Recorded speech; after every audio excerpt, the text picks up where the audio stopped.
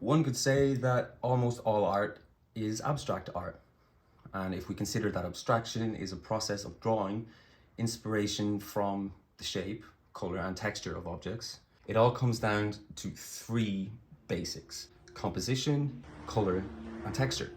And if you go into an abstract piece without keeping these three things in mind, you will be totally lost. Camera angle is so much better. Composition is the placement of objects or the focal point of your painting. It's the shape, size, and placement of your objects on the canvas. I'd advise against throwing a load of different colors on a canvas and calling it a Jackson Pollock. A few colors to start with, and be creative. Mix the colors instead of using them straight from the tube, which you should never do anyway, in my opinion. I'd recommend just using the primary colors, red, yellow, and blue, and you can create endless colors from there. Texture can really make an abstract painting stand out. You can also use various mediums to achieve different looks, but the important thing is to keep your textures consistent.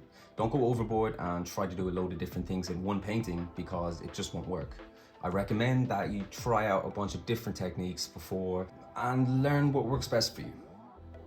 Here we have your 8 abstract techniques. Number 1, flip the canvas.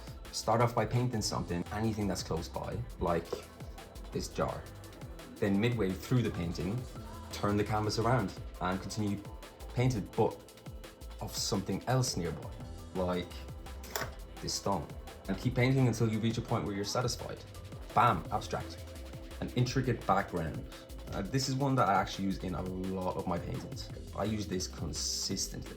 Try to let some paint drip down the canvas, fuck some glue up on top of that shit, incorporate different textures and mediums, use your imagination, and go wild by creating unique and captivating backgrounds. Let go of the rules. We've all heard of artists letting completely go over the brush when they create abstract pieces. Don't use a brush. Use your bare hands, an old sponge, or a 16.32-bit Motorola 6000. Play some tunes.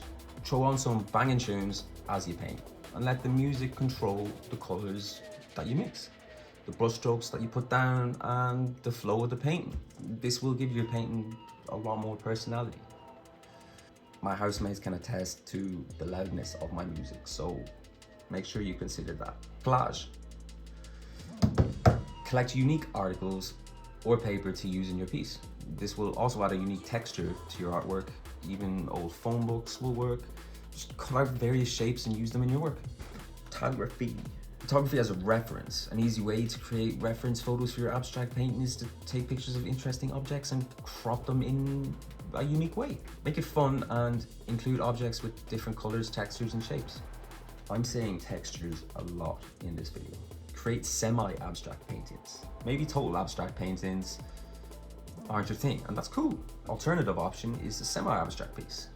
This will be a recognizable object painted in a unique and abstract way. Just mess about with some mediums. Abstract art doesn't have to be a painting. It can be whatever you conceive it to be. You could also use pastels and charcoal. Get creative and try out different mediums in your abstract piece. It's good to become familiar in different mediums anyway. If abstract art is totally foreign to you, you may become frustrated if your painting doesn't come out the way you wanted it to. I deal with this sometimes, and here's my advice for that. Paint over it. Fresh canvas. Do it again. Try something different. Doesn't have to, and probably won't, be perfect the first time around. Take a breather, smoke a doober, and pick up your paintbrush again to continue on. You'll get it. And that's it. Tell me what your best abstract painting tip is. Leave a comment below. If you found something useful from this video, give that a like. And it's my birthday today, so subscribe. Big thank you to Seamus, my one and only patron. If you would like to support my creative endeavors, I've left a link towards my Patreon in the description below. If you're not able to do so, that's completely cool as well. A simple like and a share means just as much to me as it helps me grow. Thanks again, and have a great week.